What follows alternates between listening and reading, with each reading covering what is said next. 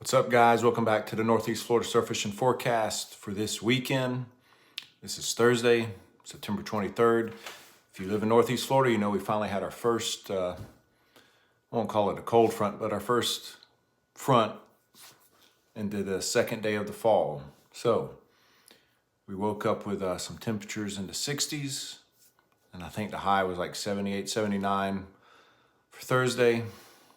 Gonna go back up into the 80s, but the main thing is, if you look at the next 7-day forecast, there's a lot of mid 60s, upper 60s in the morning for the low. So hopefully that will start to drop our water temperature. Right now, actually, it's still registering. It's 84 degrees in Jack's Beach, 83 in Fernandina, and 84 in south of us in Flagler. So the water's still really warm, guys. But what this cold front / cool front did, immediately the big mullet have invaded the beach. Saw several videos from the river here to St. John's up this way, and it's just a steady stream of big mullet.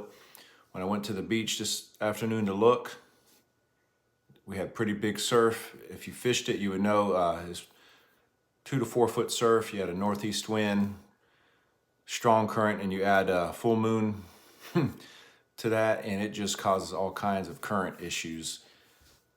But every time a wave would crest closer to the beach, it would just be full of the big mullet. And we saw several sharks cruising along the surf too, eating these mullet. So if you get out there first thing Friday morning or Saturday morning, chances are those mullet, the big ones, will be real shallow. And if you really want a good sized shark or a tarpon, now is your chance. Only problem will be is how rough is the surf. And they're still calling for 2 to 3 on Friday. And the winds for Friday starts off like northeast at 10. So getting a little bit higher in the afternoon, up to 15 to 20 possibly. And literally a repeat on Saturday, but not quite as strong, 10 to 15. And then we come into Sunday. You know, these wind forecasts, it's all over the place, northwest, east, southeast, but all between 5 and 10 miles an hour. And I could probably look like an idiot because it could blow southeast to 20 on Sunday, and everybody's gonna go, "Hey, Spence, what happened?" I'm just going by the forecast. And if you watch our local news, you know how often weathermen are wrong.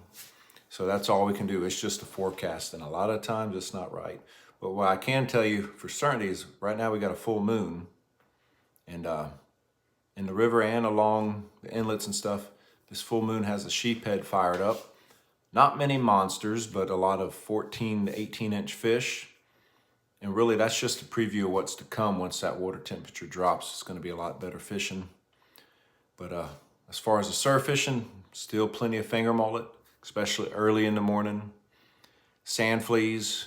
This week's been really interesting with the sand fleas because one day they're all up on the top. So like I think today's still Thursday. On Tuesday, the sand fleas were very easy to find. Go back Wednesday and they're all buried down. Same conditions.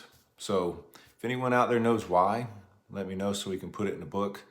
But I still was able to find them, and what you have to do is either one, look where the sandpipers are and where they're feeding, because usually that's what they're eating, or if you can remember where you caught them the day before, because from what I've seen, the schools of sand fleas don't move too much, especially when there's not a lot of current. Within 20 yards of where they were the previous day, they're usually going to be in that same area. Or the third method that I've shown a few people so far is, you know, usually they're about ankle deep water. I just walk really slow in the area I know they were, and you can actually, if you got to be completely focused in on the sand, you'll actually see the sand shift or move. And that's where those sand fleas feel your vibrations, and they're trying to get down deeper. In fact, when I went down today to check out the water, that's how I caught some. Just walked real slow. I saw literally 2 run down in a wave, but you couldn't see the school, so I walked where I saw them, and you could just see the sand moving. I need to get a video so I can show you what I'm talking about, but That's what they were doing. And then, like I said, mullet everywhere. But this week in the surf, it's been pretty good, guys. Speckled trout up and down the beach. With this amount of mullet, there's all kinds of critters in the surf right now. You got Spanish mackerel, bluefish, redfish, some flounder scattered around. There's black drum showing up in the surf now, feeding right behind the breakers. Find a good trough or a good run out.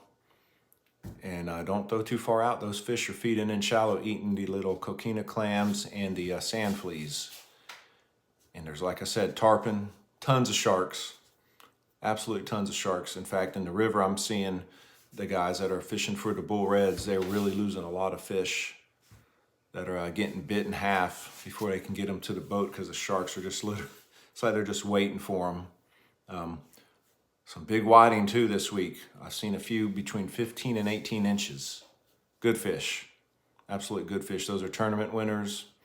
Speaking of tournaments, October 2nd, it's the King of the Hill fishing tournament, Neptune Beach Baptist Church. Look it up. First place for biggest whiting's $1,000, guys. It's a good tournament. Larry Finch will be in it, Fishman. And October 1st, they're having like a cookout at the church, and actually Larry will be giving a seminar on pompano fishing. So even if you're not fishing a tournament, I think you can still show up to the seminar. But I do think they're charging a small fee if you want to see the seminar without joining the tournament. Hopefully, you know how it always works when there's tournaments, something always comes along. But looking at the long range forecast, 9 to 10 days out, Virgil, really depends on the wind. The water actually looks good.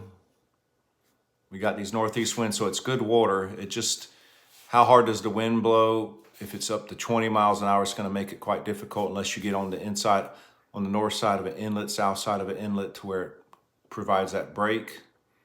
But, and also these swells coming in from whatever it was, Peter, tropical storm, did it even make hurricane? I don't know. That's what we're getting right now, a swell from that. And so then you get a northeast wind and that produces a swell and it's all coming in together. Then you add a full moon on top of that, currents ripping. I mean, it's, you know, good water and it just makes it difficult to fish along the surf. But the extended forecast, I like to look at tropical tidbits. They got all the computer models. 9 to 10 days out, we may have major Hurricane Sam somewhere east of Florida. I don't know, could be way out, could be a couple hundred miles offshore. Either way, that's around the time of the tournament. So I think I don't think I'll just say we're not going to get hit. Let's talk positive. We're not going to hit. It's going to stay a fish storm. But there is probably going to be some tremendous swell coming in. And then you add on top of that, you know, we get some northeast winds. Boy, you better have the Sinker Guys Sputniks because you're going to need them, because if it's a major hurricane and it's directly east of Florida, we're probably looking at 7 to 10 foot surf, which is a surfer's dream if it's nice and clean. But if not, it'll just be a whitewash mess. You know, we better hope for extremely low tide so we can maybe fish the trough up and down the beach. But that's about all I got for you guys. The weather looks good this weekend. I don't think I saw any chance of rain, decent winds. Let's just hope it'll back off some and start catching some fish. Saw a few keeper pompano caught the last few days. Saw the pictures. They're not here yet, guys. There's a few around. They're not here yet. Checked out the water temperatures up in North Carolina. They're still between 77 and 82. So we want to see their temperatures hit about 71. And then we know for sure those pompano are pushing south. So the sooner they get colder up there, the faster we get the pompano down here. Remember that. And if you get a chance, because if we do, somebody was saying on the news, we might be in for a pretty strong winter. So if that's the case, you know that's going to get colder sooner. Last year in second week of December, we were still catching speckled trout on the beach, and the mullet were still on the beach. There were still sand fleas. That's not a normal year. And all the logs I got from the Old Jacks Beach Pier, most Decembers, the water was already down 58, 59 degrees, 61 degrees. So I would say last winter is not the norm. So if you don't have sand fleas in your freezer, now would be the best time to get them while they're still plentiful. You can be very choosy too with the ones you want to keep, because I'll tell you, as it gets colder, what I noticed last year and the year before, the colder it gets, the bigger the fleas are that you're catching. So right now, I like I've shown you before, I like the nickel size. Penny and nickel size. Everybody thinks you have to have the biggest sand flea. I don't prefer that, especially for sheephead. A lot of times you use those big sand fleas. They're just biting it in half or not getting it in their mouth. But those nickel and penny size sand fleas, man, right there in the side of the mouth just about every time. Same with the drum. So now is a great time to start freezing you some if you like to fish with them in the winter, because believe it or not, those sheephead are still going to be around the rocks and such, and the big whiting will still eat them. Remember, these sand fleas, I'm convinced they don't migrate, they just dig down deeper. There's sand fleas all the way up to New York. So I know they're not migrating down to Miami or whatever when the winter comes. Same with the mullet. We got mullet emptying our river, but we also have mullet. This is what a commercial fisherman told me a long time ago.